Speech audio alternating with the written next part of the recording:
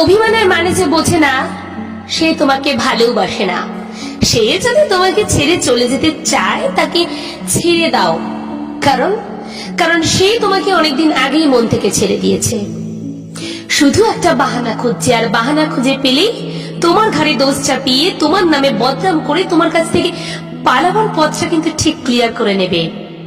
আর তুমি তুমি কিনা বোকার মতন কেঁদে কেটে তাকে আটকে রাখার চেষ্টা করছো। ভালোবাসছো?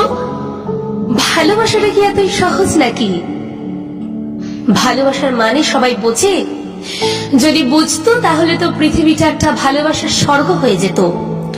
দুদিন বাবু বাবু করে কথা বললেই ভালোবাসা হয়ে যায় না। সব বাবু কিন্তু ভালোবাসতে পারে না। তাই বাবুতে কাবু না হয়ে বাস্তবটাকে বোঝো। এই পৃথিবীতে বহু মানুষের কাছে ভালোবাসাটা এক প্রকার ধান্দা হয়ে গেছে। আবেগে গলে যেতে নেই। ভালোবাসার অভ্যেস সবাই তৈরি করতেও পারে না।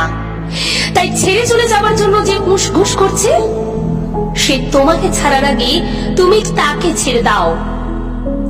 কারোর কাছে অপমানিত হবার চেয়ে নিজের সম্মান বাঁচানোটা খুব জরুরি, তাই না?